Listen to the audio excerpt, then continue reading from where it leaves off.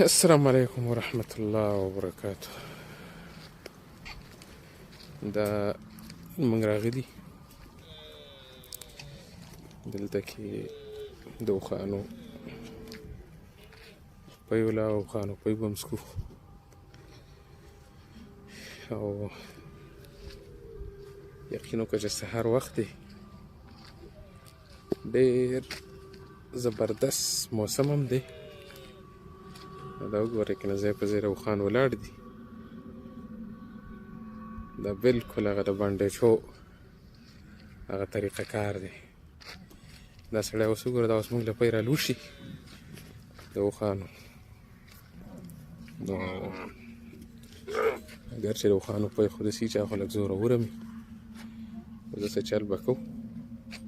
دا وګوره دغه د اوښ بچی دی، دا یې مور ته ور پرېښود، نو اوس هغه بیا زور کوي که نه. دا وګوره دا زموږ لپاره دغه شروع شو. دا الله نظام دی. اوښان چې دي دا ځان له یوه عجیبه دنیا ده اوري.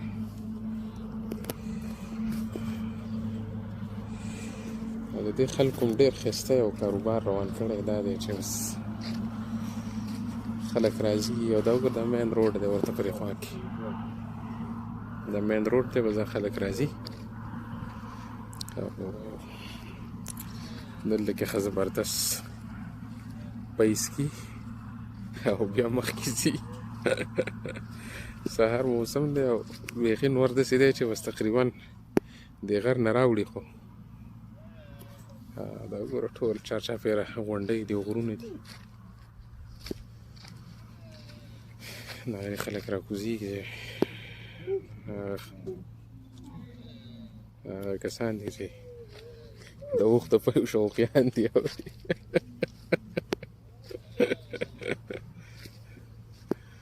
دا وګوره دې سړي په لږ وخت کې کنټرول ډک کړو. لږ وخت شو ماشاءالله او بیا کنټرول ډک شو.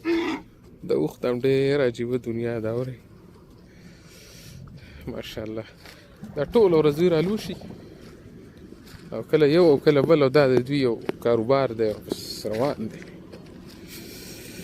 سبحان الله. دا وګوره دا اوس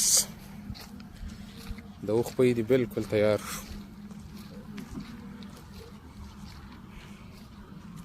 دا بلکل رډي شو.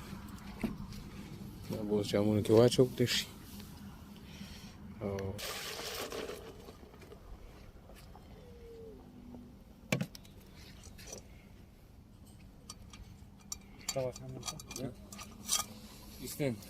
نحن نبغى اثنين صغار لكن نظف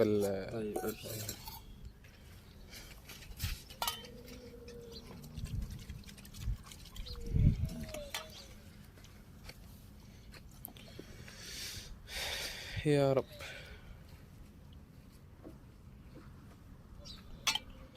لا ده يقول النور تقريبا راجوات شو يصيروا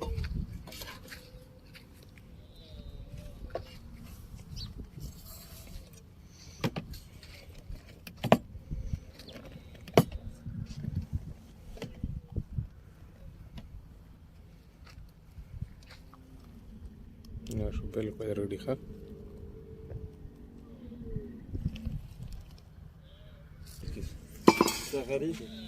لا وكر لا وزه سيداش بس سكي اوري اگر چې دا سکل ګوردار چاکار نه دی، دا د اوښانو په سکل نه دی، دا د هر چا کار نه دی، دا ډېر زړه زور غواړي اوري. دا الله دې خیر درکړي. بارک الله فیکم. السلام علیکم ورحمة الله وبرکاته.